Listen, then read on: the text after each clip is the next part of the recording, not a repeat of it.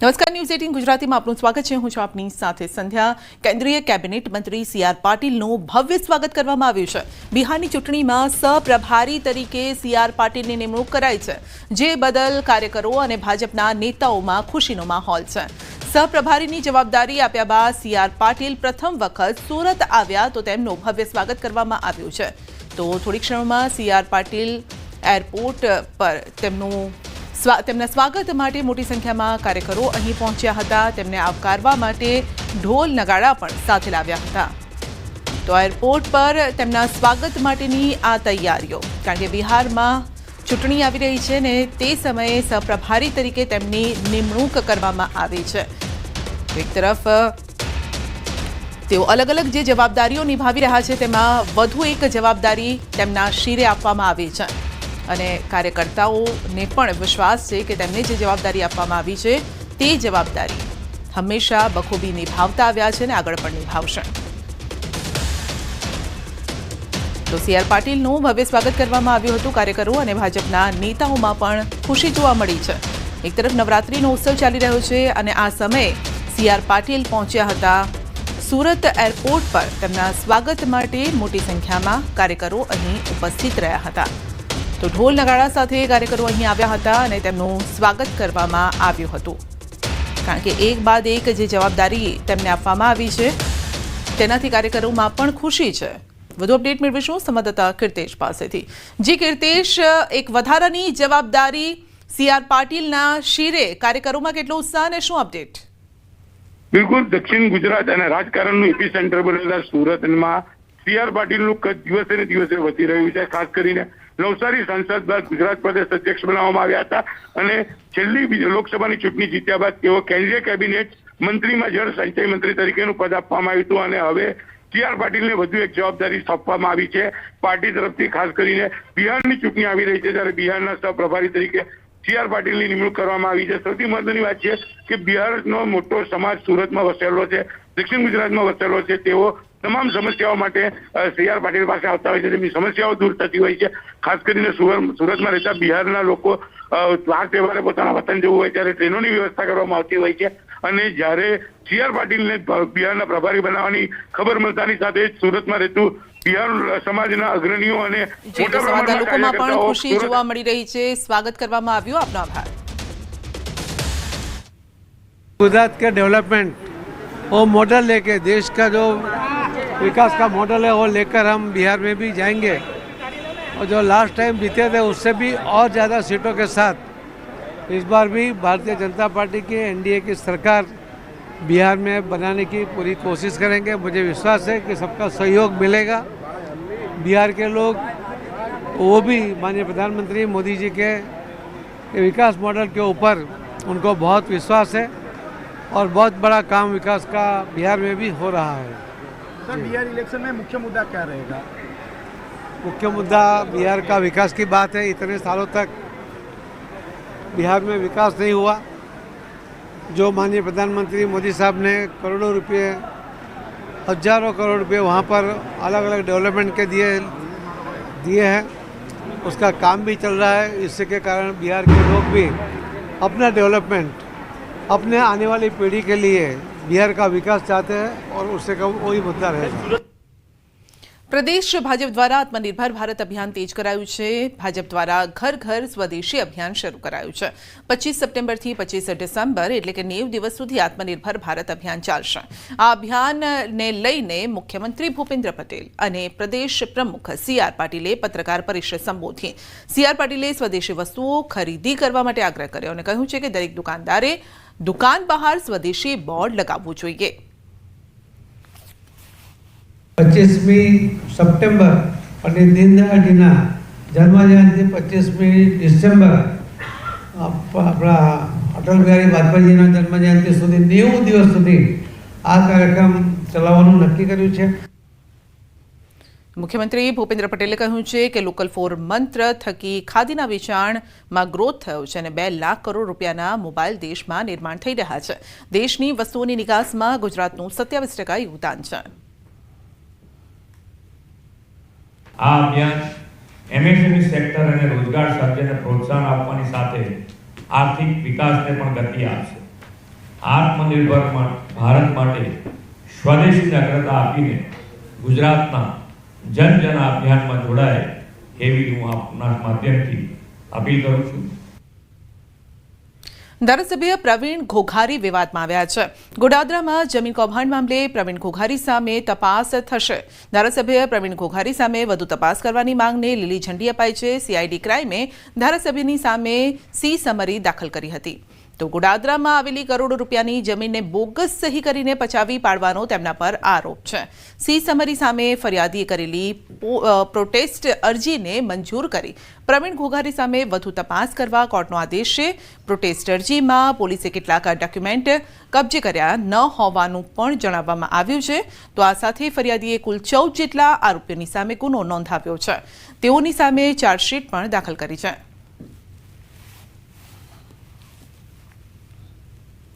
પ્રદેશ ભાજપ કાર્યાલય કમલમમાં સી.આર. પાટીલ અને મુખ્યમંત્રી ભૂપેન્દ્ર પટેલે આત્મનિર્ભર ભારત અભિયાનને લઈ પ્રેસ કોન્ફરન્સ યોજી હતી, જેમાં પત્રકારોએ મંત્રીમંડળના વિસ્તરણ વિશે સવાલ પૂછ્યો. આ સવાલનો મુખ્યમંત્રી અને પાટીલે હસતા જવાબ આપ્યો. જે પણ કરીશું તે તમને પૂછીને કરીશું.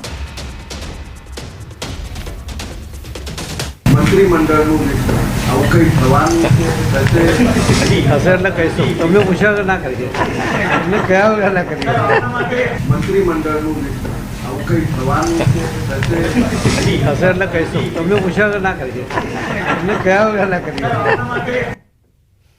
અરવલ્લીમાં વિવાદિત પોસ્ટને લઈને ભટેડાના યુવકની ધરપકડ કરાઈ છે. સોશિયલ મીડિયા પર યુવતીઓ માટે અભદ્ર ટિપ્પણી સાથે વિડીયો પોસ્ટ કર્યો હતો.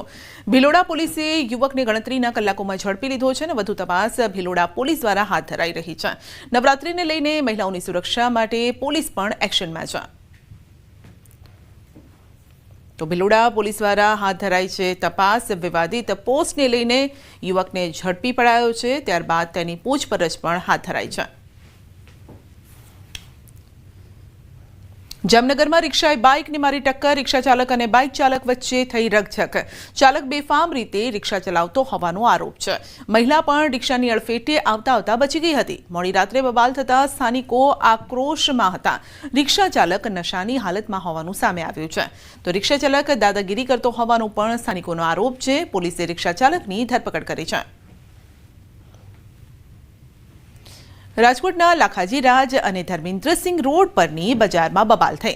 મનપાના વિજિલન્સ સ્ટાફ અને વેપારીઓ વચ્ચે બોલાચાલી થઈ. ઉગ્ર બોલાચાલીનો વિડીયો વાયરલ થયો છે. વિજિલન્સની ટીમે રસ્તા પર પડેલો વેપારીઓનો માલ ઉપાડતા બોલાચાલી થઈ હતી. વેપારીઓ દ્વારા મનપા કમિશનરને પાથરણા વાળાઓ દુકાન પાસે ન બેસે તે માટે રજૂઆત કરી હતી. છેલ્લા ઘણા વર્ષોથી દિવાળી સમયે પાથરણા વાળાઓ અને દુકાનદારો વચ્ચે ભારે ખેંચતાણ જોવા મળે છે. ગત વર્ષે રાજકોટના ધારાસભ્યો દ્વારા પણ વેપારીઓને ખાતરી આપવામાં આવી હતી. આ ગત વર્ષે રાજકોટના ધારાસભ્યોએ મધ્યસ્થી કરીને મામલો થાળે પાડ્યો હતો. રાજકોટના ગોંડલ રોડ ઉપર જાહેરમાં મારામારી થઈ છે. 2 પુરુષ અને 1 મહિલા વચ્ચે મારામારી થઈ.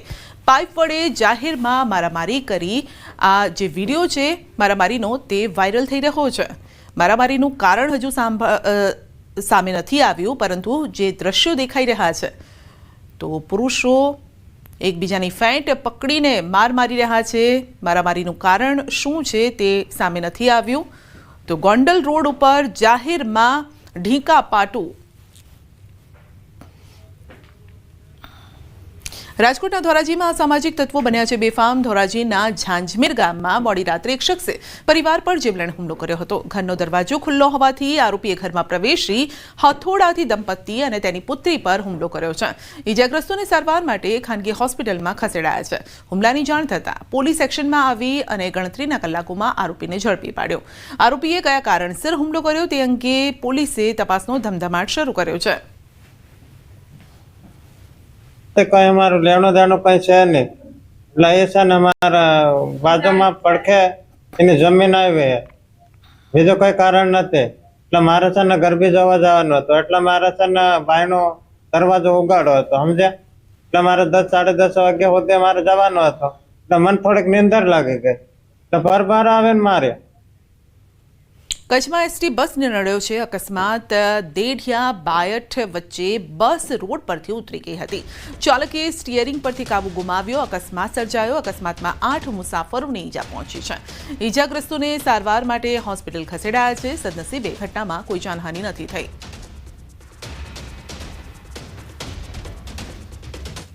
મેટ્રોને વધુ 2 નવા સ્ટેશન મળશે. અમદાવાદ ગાંધીનગર રૂટ પર સ્ટેશન શરૂ થશે. કોબા ગામ અને જૂના કોબા સ્ટેશન થશે શરૂ. આ બંને સ્ટેશન 29 સપ્ટેમ્બરથી કાર્યરત થવા જઈ રહ્યા છે. તો અમદાવાદ ગાંધીનગર રૂટ પર નવા સ્ટેશન શરૂ થશે. બંને સ્ટેશન 29 સપ્ટેમ્બરથી કાર્યરત થશે. મુસાફરોને ઘણી સવલત મળી રહેશે અને જે ટ્રાન્સપોર્ટેશનમાં મુશ્કેલીઓ આવતી હતી તેનો હલ અહીંયા મળવા જઈ રહ્યો છે. સુરતમાં થયેલ ડિજિટલ એરેસ્ટની ઘટનામાં આરોપીની ધરપકડ.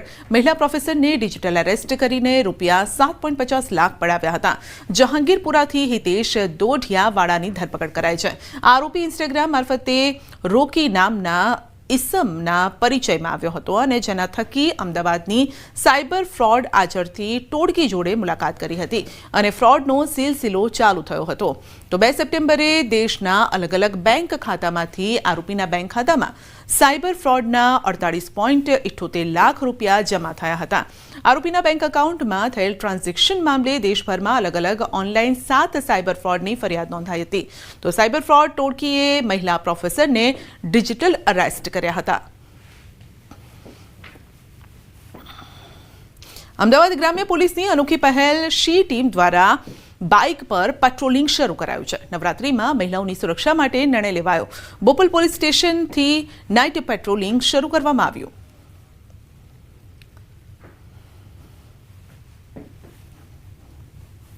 ગુજરાત વિધાનસભા અધ્યક્ષ શંકર ચૌધરી 5મા નોરતે યાત્રાધામ અંબાજી પહોંચ્યા અને અંબાજી મંદિર ટ્રસ્ટ દ્વારા શંકર ચૌધરીનું સ્વાગત કરાયું છે. શંકર ચૌધરીએ માતાજી સમક્ષ દંડવત પ્રણામ કરીને આશીર્વાદ લીધા. તો કોઈપણ નવા કાર્યની શરૂઆત કરતા પહેલા અધ્યક્ષ અચૂકપણે માતાજીના દર્શન કરી આશીર્વાદ લેતા હોય છે. હાલમાં બનાસ ડેરીમાં ચૂંટણી યોજાવાની છે અને ત્યારે અધ્યક્ષ પોતાના આગામી કાર્ય માટે મા અંબાના દર્શન કરવા પહોંચ્યા હતા.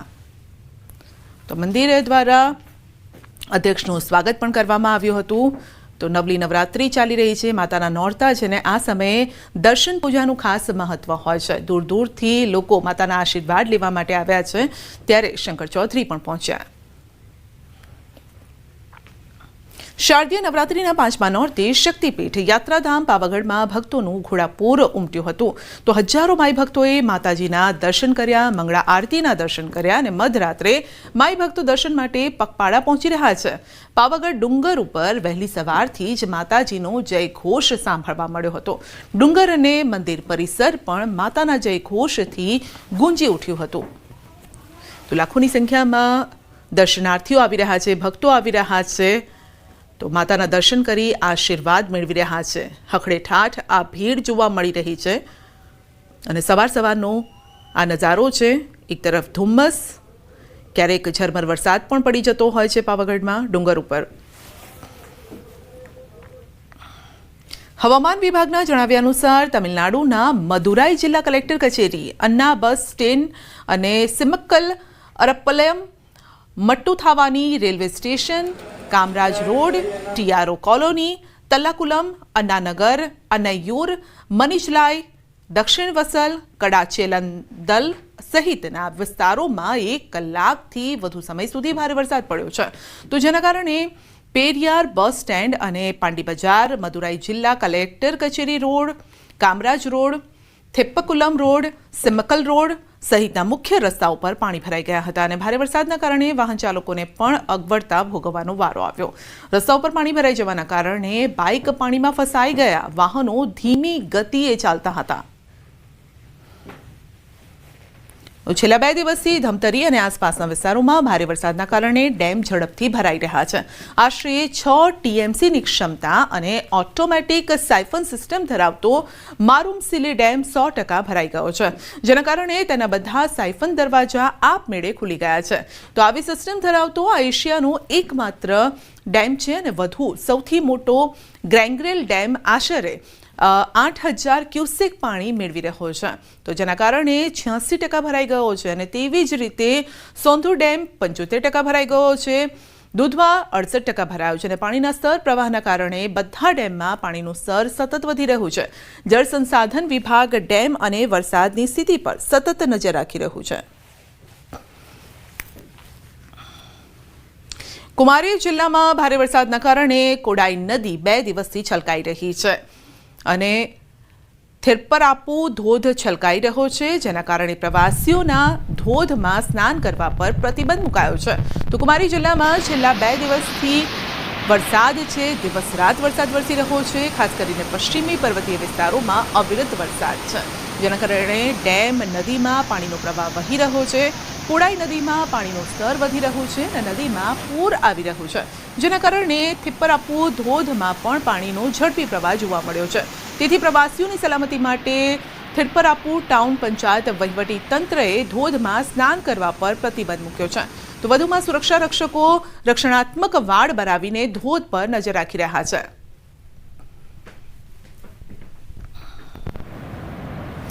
એક તરફ ગુજરાતમાં વરસાદે વિરામ લીધો છે અને ત્યાં જ તમિલનાડુમાં વરસાદે રમઝટ બોલાવી છે. કન્યાકુમારીમાં ભારે વરસાદ વરસ્યો છે, ગાજવીજ સાથે ધમધોકાર વરસાદ વરસ્યો અને રસ્તા પર પાણી ફરી વળ્યા છે. ભારે વરસાદના પગલે વહીવટી તંત્રએ શાળા કોલેજમાં રજા જાહેર કરી છે.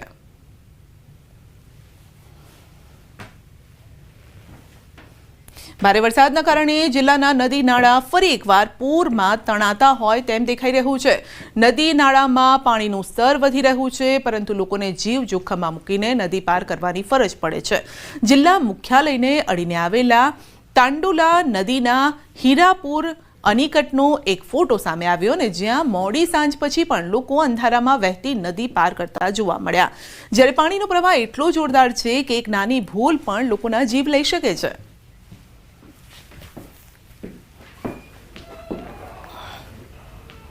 બુલેટિનમાં આગળ વધીશું નાનકડા બ્રેક બાદ.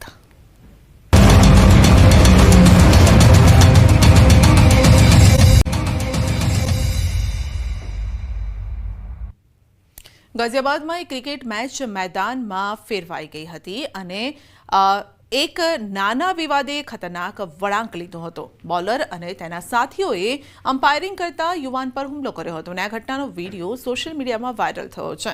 એવો આરોપ છે કે ગુસ્સે ભરાયેલા બોલરે પહેલા અમ્પાયરિંગ કરતા યુવાન પર બોલ માર્યો અને પછી તેના સાથીઓને તેના પર હુમલો કરવા માટે બોલાવ્યા. યુવકને ગંભીર ઈજા પણ થઈ. આરોપીએ માત્ર તેના પર હુમલો જ નહીં પરંતુ તેને મારી નાખવાની ધમકી પણ આપી છે અને પોલીસે પુરાવાના આધારે આગળની કાર્યવાહી હાથ ધરી છે. મુંબઈના થાણીમાં આવેલી કલ્યાણ કોર્ટ પરિસરમાં કેદીઓએ પોલીસ પર હુમલો કર્યો છે. આ હુમલામાં એક પોલીસકર્મી ઘાયલ થયો છે. કોર્ટમાં રજૂ કર્યા પછી પોલીસ 8 આરોપીઓને જેલમાં લઈ જઈ રહી હતી અને ત્યારે આ ઘટના બની છે. પોલીસના જણાવ્યા અનુસાર કેદીઓને જેલમાં લઈ જવા માટે એક વાહન બોલાવવામાં આવ્યું હતું, પરંતુ તેમાં જગ્યા મર્યાદિત હતી. ત્યારબાદ પોલીસે એક આરોપીને પાછળ બેસવાનું કહ્યું અને આનાથી ગુસ્સે થઈને 4 કેદીઓએ તેના પર હુમલો કર્યો. તો આ કેદીઓએ પોલીસકર્મીની કોલર પકડી અને તેને ધક્કો માર્યો અને દુર્વ્યવહાર કર્યો તેની સાથે. દિલ્હીના વઝીરાબાદ ફ્લાયઓવર પાસે ટ્રાફિક પોલીસકર્મી પર હુમલો કરવાનો વિડીયો વાયરલ થયો છે અને હેલ્મેટ ન પહેરવા બદલ રોકવામાં આવ્યા બાદ એક યુવકે પોલીસકર્મી પર હુમલો કર્યો. તો પોલીસ અધિકારી દ્વારા રોકવામાં આવતા આરોપીએ અધિકારી પર મુસ્લિમ હોવાનો અપશબ્દ બોલવાનો ખોટો આરોપ લગાવ્યો અને યુવાનના પરિચિતોએ પણ આરોપીને ટેકો આપ્યો છે. તો સુરજપાલ નામનો પોલીસ અધિકારી સિગ્નેચર બ્રિજ પર ચેકિંગ કરી રહ્યો હતો અને આ ઘટના 24 સપ્ટેમ્બરના રોજ બપોરે બની હતી. તિમારપુર પોલીસે કેસ નોંધ્યો છે. હુમલામાં સામેલ 4 આરોપીની ધરપકડ કરવામાં આવી છે.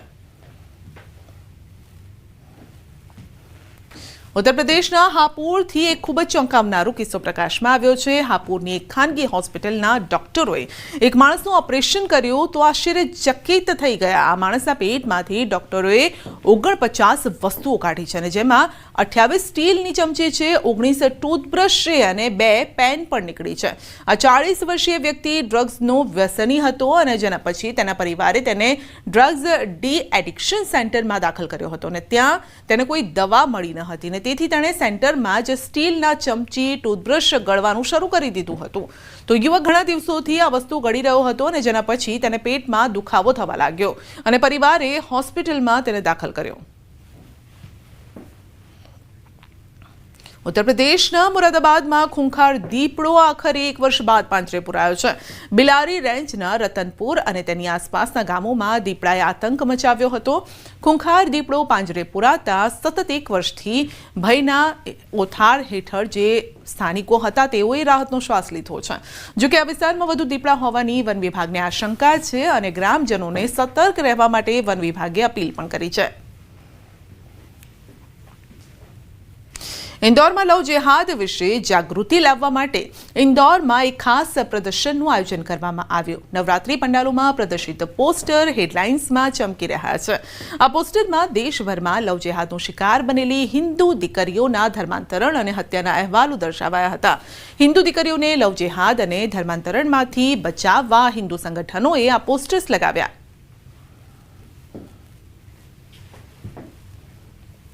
કૃષિ મંત્રી રાઘવજી પટેલે પાટણ જિલ્લાના પૂરગ્રસ્ત વિસ્તારોની મુલાકાત લીધી અને રાધનપુરમાં આજે પણ ખેતરો બેટમાં ફેરવાયેલા છે. ચલવડા અને ભીલોટ ગામમાં કૃષિ મંત્રીએ નિરીક્ષણ કર્યું, પરિસ્થિતિનો તાગ મેળવ્યો છે. તો પાક નુકસાન સહિત ઘાસચારા બાબતે પણ ચર્ચા કરી છે. ખેડૂતો અને પશુપાલકોને તાત્કાલિક રાહત મળે તે માટે કલેક્ટર અને ખેતીવાડી અધિકારીને સૂચના આપવામાં આવી. રાજ્યના કૃષિ મંત્રી રાઘવજી પટેલે બનાસકાંઠાની મુલાકાત લીધી. રાઘવજી પટેલે થરાદ વાવ સુઈ ગામની મુલાકાત લીધી. અતિવૃષ્ટિગ્રસ્ત ગામોની મુલાકાત લીધી હતી. પાકનું નિરીક્ષણ કરી ખેડૂતો સાથે સંવાદ કર્યો છે. અતિવૃષ્ટિથી પાકને ભારે નુકસાન થયું હોવાનો કૃષિ મંત્રીનો સ્વીકાર છે.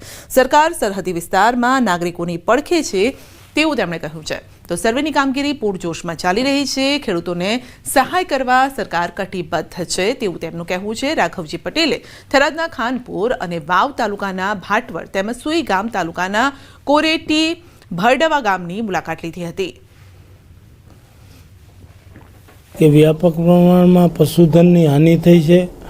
ખેડૂતોનો ઊભો પાક પાણી ભરાઈ રહેવાથી ખેતરોમાં સુકાઈ ગયો છે અને ખેતીલાયક જમીનનું મોટા પાયે ધોવાણ થયું છે.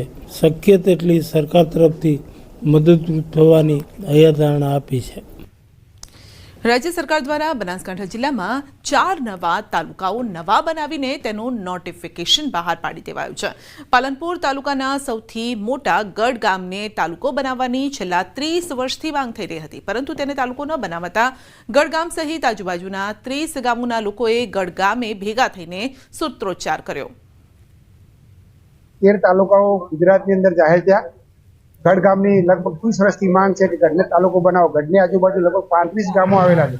ગઢ મોટું ગામ છે, 15 થી 20 હજાર વસ્તી ધરાવતું ગામ છે અને મોટું ગામ છે. ગઢ ગામની અંદર ઘણી બધી સુવિધાઓ છે. સરકાર જો તાલુકો જાહેર કરે તો ઘણી સુવિધાઓ ઉપલબ્ધ એટલે ઘણો ખર્ચ પણ ઉતરે એમ નથી.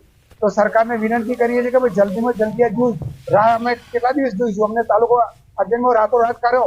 ગઢને તાલુકો બનાવવા માટે વારંવાર આવેદનપત્રો આપવા છતાં ધારાસભ્યની ચૂંટણી હોય, સંસદ સભ્યની હોય, ગમે તે હોય, જિલ્લા પંચાયતની હોય કે તાલુકા પંચાયતની હોય, છતાં પણ નેતાઓને વારંવાર રજૂઆત કરવા છતાં અમને કોઈ તાલુકા માટે બહિષ્કાર કરવામાં આવ્યો છે. અમારો જો 4 તાલુકા આપ્યા અને અમને તેમાંથી બાકાત કરવામાં આવ્યા છે.